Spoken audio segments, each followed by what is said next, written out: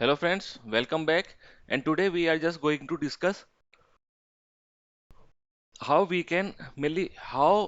should just name our data set. So like when working in the SAS, we will have to create the dataset name as well or give the dataset name as well. And if we are not aware about the basic functionality or basic things to create the dataset, then we will be there in the issue. So it is extremely important. So let's start discussing the same. So when creating in the SAS dataset, so what you should be just doing, let me go to the SAS first and let me just say here data and then we just suppose give test and a equals to 10 and then run. So when we just create our data set, we just give the data name here and this is considered as table as well, but in SAS we just call it as data set. So like I am just telling you the rule to write this name of the data set. Okay, so let's go to the slide. So max length dataset can have 32 character. Okay. So if we just come here, so you can just see that over here we have given the 4 characters. So similar way we can give dataset up to 32 characters. Then what's the second thing? Second thing is like dataset name must start with A to Z or underscore. So like if we just come here, so if I just try to say 10 and this data set, and let me just run the code. So see, it is just giving us the error. So either we can start name with the character or we can start with this way, underscore. So this is the only valid syntax of creating the data set. Now if we just go to the log, you will not see any error. Okay. So these are the interview questions can be asked while you are going to the interview and when you will be working. So like you will be used to it, you will not face any issue. Cannot start with a number means like dataset name cannot start this way, like this way dataset can start. So like what I just said, dataset name must start with A to Z and the underscore, which means like you can use only the underscore and any text at the starting, but after that you can just use the number, you can just create this way, it will just work. Okay.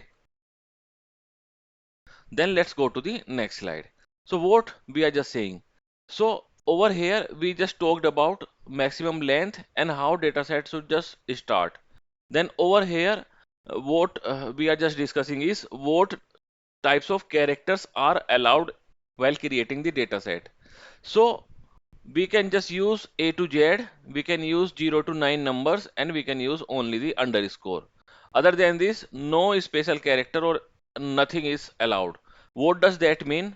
So like starting can be from this or A to Z and after this. So suppose after first character, after that you can use numbers as well and underscore as well, but you can't use test at 24, test has 24, test equals to 24, test plus 24. So your dataset can have only underscore special character and it can have numbers as well and it can have character as well. But it should be starting from the A to Z and underscore. It can't be started from the any number which is 0 to 9. But after first character, it can have the numbers. Okay. And you can just create dataset name in the uppercase as well and smaller case as well. Both the case will just work. There will not be any issue. Okay. So that's what mainly I explained this over here. So interviewer can ask you these questions if he just tries to ask you the basic question. Now let's go ahead. So then there are few things which you should be just taking care. Avoid the reserved keywords. Don't use SAS keywords as dataset name. So you just see that data step code starts from the data. Okay. Then similarly, proc procedure starts with proc. We do have quit as well. Okay. We do have means as well. So kind like these we can even use, but these dark blue are the SAS reserved keywords. So when creating your data, I mainly you should not use this way. Means like you should not use the or you should just avoid the data with the SAS reserved keyword. So if I just try to run my code, it will just run. So see, we are not getting any error, but you should just avoid this, okay? Because when you are just writing even dynamic code, you will be there, you may be there in the issue.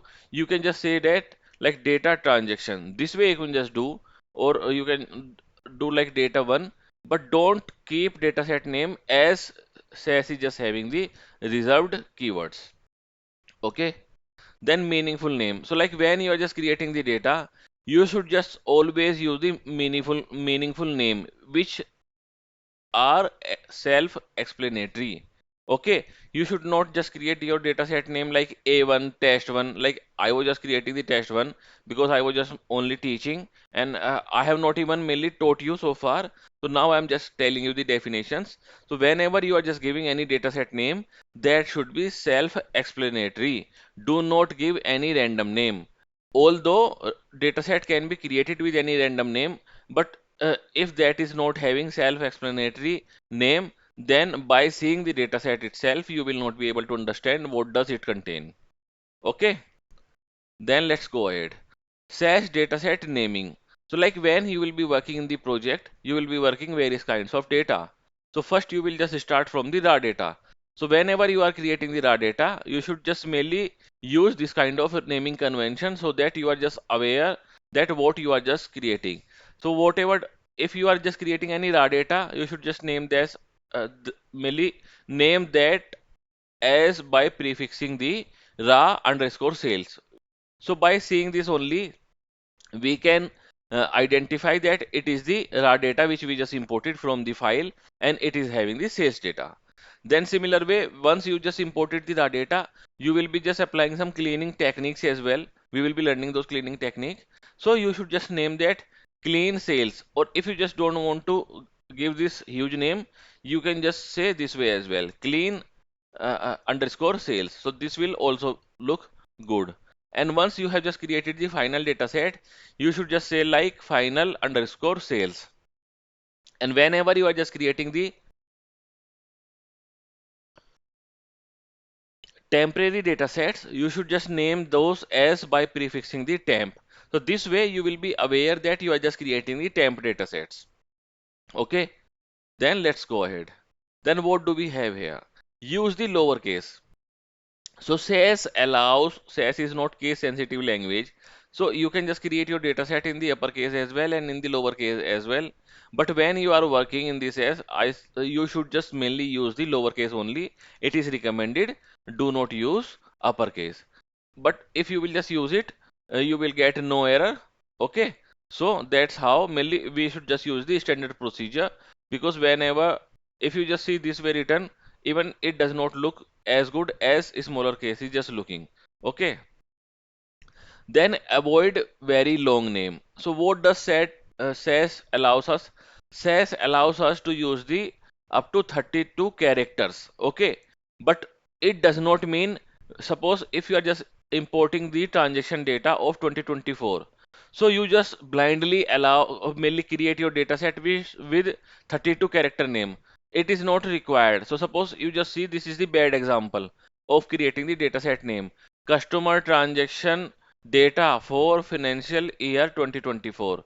But if you just create it this way sensibly, so it is also same as this, like customer transaction 2024, and this is also same data set, but naming convention is not good here, whereas it is comparatively good over here. Okay, so when creating your data set, you need to take care like how you are just mainly creating data set or assigning the data set name. Now let's go come here. So what we are having here, so like sometimes we just keep adding some variables. So in that case, it is hard to identify what data set we just created first or second. So in that case, you should just use the version control, and version control means like V1, V2, and then like sales final. So this way you can just do V1, V2, V3, V4, V5, V6, V7, V8. This way you will be able to understand that you just created this sales data set first, then this sales data set on top of this data set, and then this data set on top of this data set. So this way versioning control helps you to identify the series of data sets created. Okay, so these are the, I would say, basic thing which I just wanted to tell you about creating the SAS data sets. And please do comment, like, and subscribe, and share, and refer to your family and friends. And let's meet in the next video. Bye bye, guys.